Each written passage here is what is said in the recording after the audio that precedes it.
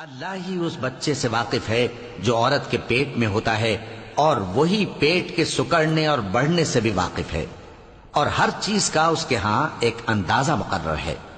وہ چھپی اور ظاہر چیزوں کا جاننے والا ہے، سب سے بزرگ ہے، عالی رتبہ ہے۔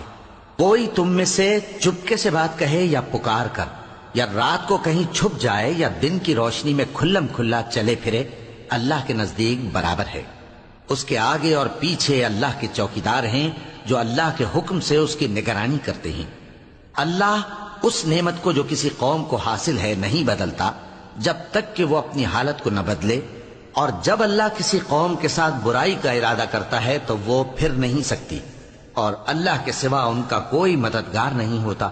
وہی تو ہے جو تم کو ڈرانے اور امید دلانے کے لیے بجلی دکھاتا اور بھاری بھاری بادل پیدا کرتا ہے، اور رعد اور فرشتے سب اس کے خوف سے اس کی تسبیح و تحمید کرتے رہتے ہیں۔ اور وہی بجلیاں بھیجتا ہے، پھر جس پر چاہتا ہے گرا بھی دیتا ہے، جبکہ وہ اللہ کے بارے میں جھگڑتے ہیں، اور وہ بڑی قوت والا ہے۔ کام کا پکارنا تو اسی کا ہے، اور جن کو یہ لوگ اس کے سوا پکارتے ہیں وہ ان کی پکار کو کسی طرح قبول نہیں کرتے، مگر اس شخص کی طرح جو اپنے دونوں ہاتھ پانی کی طرف پھیلا دے تاکہ دور ہی سے اس کے منہ تک آ پہنچے، حالانکہ وہ اس تک کبھی بھی نہیں آ سکتا۔ اور اسی طرح کافروں کی پکار بیکار ہے۔ اور جتنی مخلوقات آسمانوں اور زمین میں ہے، خوشی سے یا ناخوشی سے اللہ کے آگے سجدہ کرتی ہے، اور ان کے سائے بھی صبح و شام سجدے کرتے ہیں۔ چونکہ آیت سجدہ تلاوت کی گئی ہے، لہذا سامعین پر سجدہ واجب ہے۔ ان سے پوچھو کہ آسمانوں اور زمین کا پروردگار کون ہے؟ تم ہی کہہ دو کہ اللہ۔ ان سے کہو کہ کیا تم نے اللہ کو چھوڑ کر ایسے لوگوں کو کارساز بنایا ہے جو خود اپنے نفع و نقصان کا بھی اختیار نہیں رکھتے؟ کہو کیا اندھا اور آنکھوں والا برابر ہیں، یا اندھیرا اور اجالا برابر ہو سکتا ہے؟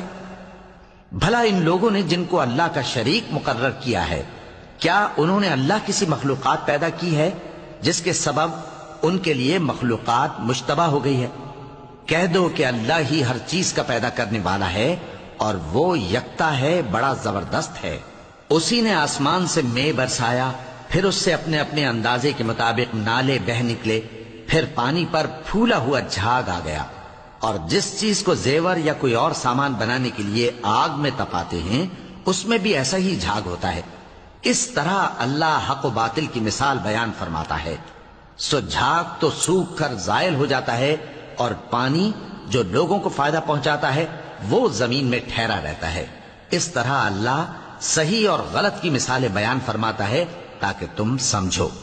جن لوگوں نے اللہ کے حکم کو قبول کیا ان کی حالت بہت بہتر ہوگی، اور جنہوں نے اس کو قبول نہ کیا، اگر روئے زمین کے سب خزانے ان کے اختیار میں ہوں تو وہ سب کے سب اور ان کے ساتھ اتنے ہی اور نجات کے بدلے میں صرف کر ڈالیں، مگر نجات کہاں؟